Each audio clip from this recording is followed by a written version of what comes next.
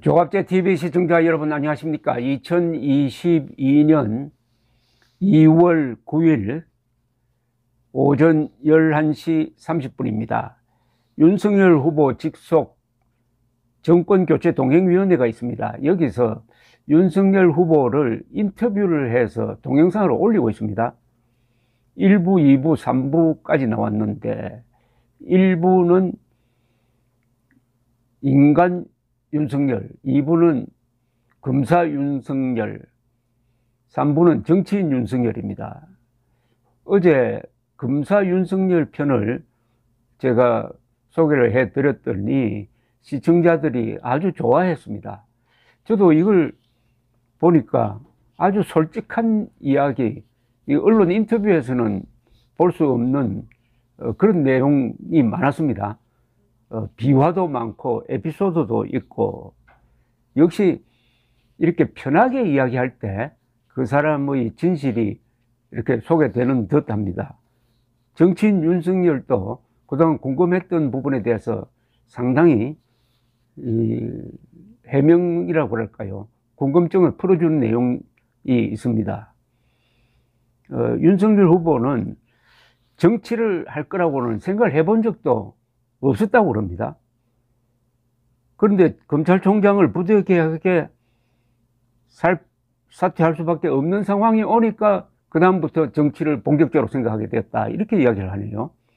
처음에는 대통령 주변에 좀 문제 있는 사람들이 있어서 나를 이렇게 괴롭히는 모양이다라는 정도로 생각을 했다는 겁니다. 근데 시간이 지날수록 문재인 정권의 본질을 좀 많이 알게 되었다는 겁니다. 어떻게 해서 알게 되었느냐 하면은, 근데 월성 원전 사건을 원칙대로 처리해 나가는 과정에서 자기들 마음에 안 든다고 검찰 수사권이 이미 다 조정이 되었고, 그걸 이제 검찰도 받아들이고 새로운 시스템으로 나가고 있는데 아예 그거를 다 뺏겠다, 즉 검찰 수사권을 다 뺏겠다, 이렇게 나오더랍니다. 그때 윤석열 당시 총장은 처음에는 농담하는 줄 알았다는 겁니다. 이거는 검사로서 검찰의 어떤 기득권과는 아무 문제가 없는 것이고 국가와 사회를 유지해 나가는데 최소한의 시스템인데, 이걸 자기들 마음에 안 든다고 수사권을 빼앗는다? 그러는 순간, 이런 정권은 처음 봤다. 과거에 여러 정부를 거쳐가면서 사정 업무를 해봤지만 이런 건 처음 봤다. 야, 이거 정말 심각하구나 라고 생각을 했답니다.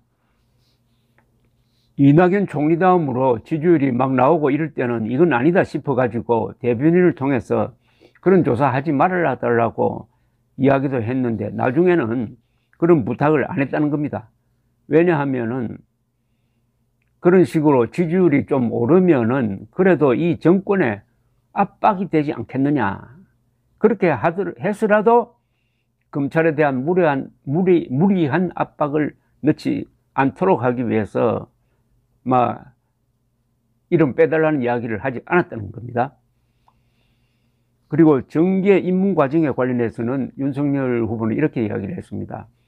국민의힘의 1차 경선이 시작되기 전에는 들어가려고 그랬다. 바깥에서 출마를 해가지고 나중에 국민의힘에서 선출된 후보와 다시 국민 경선하는 그런 생각은 안 했다. 국민의힘에 들어가서 1차부터 제가 불리하든 뭐하든 가야 된다, 그렇게 생각을 했답니다. 그렇지만 그걸 처음부터 그렇게 하겠다고 마음 먹고 있었지만 그것을 발표할 수는 없었다. 그래서 밖에서 한두 달 정도 좀 지지세를 확장하는 그런 움직임을 했다, 이렇게 이야기합니다. 국민의힘에 들어갔더니 실망을 해가지고 지지를 철회한다는 문자도 엄청 많이 왔다. 왜냐하면 제 휴대폰이 그때 번호가 공개되어 가지고 그걸 밤새도록 답장도 하고 이런 거 했던 기억이 생생하다고 했습니다. 그러나 일단 잘 들어간 것 같다라고 했네요. 그 다음에 아주 중요한 이야기를 했습니다. 노무현 정권과 문재인 정권은 큰 차이가 있다는 겁니다. 친노 내지는 좀 상식적인 분들은 제가 볼 때 이 정부하고 관계를 맺지 않았다. 이 정부에서도 그런 사람들을 쓰지 않았다.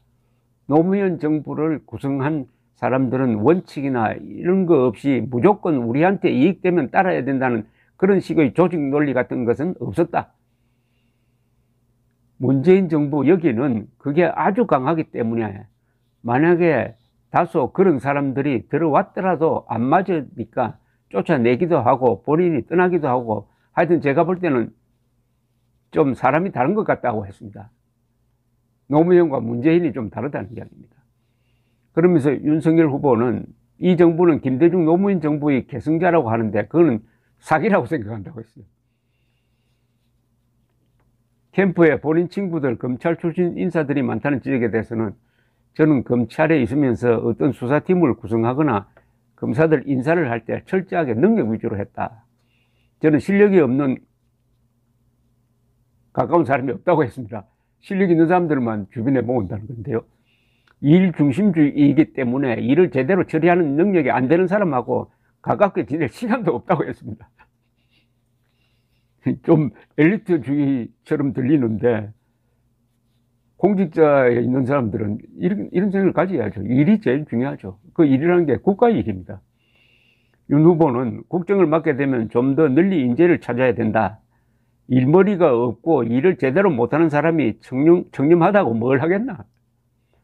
이것도 아니 능력 없이 청렴하면 뭐 하겠나 이게 말입니다. 능력도 있고 청렴해야 된다 이런 뜻이. 그 사람들이 판단을 잘못하면 많은 사람들이 불행해진다. 아무리 깨끗한 사람이라도 무능하면은 여러 사람이 피해를 본다는 겁니다. 그것도 일종의 부패라는 거죠. 무능력도 일종의 부패라는 뜻입니다. 널리 등용을 해서 실력 있는 사람들이 국민을 위해서 봉사할 수 있는 기회를 가질 수 있도록 하겠다. 그러면서 대통령이 된다면 윤석열 같은 사람을 검찰총장에 임명하실 거냐라는 질문에 임명해야죠. 그런 사람을. 그래야 나도 산다고 했습니다. 하여튼 대통령 주변에 또 권력이 있다 보면 문제가 많이 발생할 수 있지 않느냐. 그런 사람을 검찰에서 좀 쳐줘야 대통령한테도 좋은 거다라고 했습니다. 이 윤석열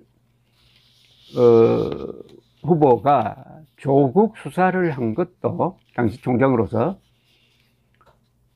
문재인 대통령에게 반항하려는 것이 아니라 문재인 대통령 주변의 부패를 청소해 주어가지고 대통령을 돕겠다는 뜻이 있었다는 겁니다. 그런데 문재인을 둘러싸고 있는 그 거대한 세력이 그걸 받아들이지 않고 끝까지 조국을 비호하고 나중에는 자신까지 몰아내기로 작심을 하고 덤벼드니까 할 수 없이 정치인이 되는 길로 갈 수밖에 없었다.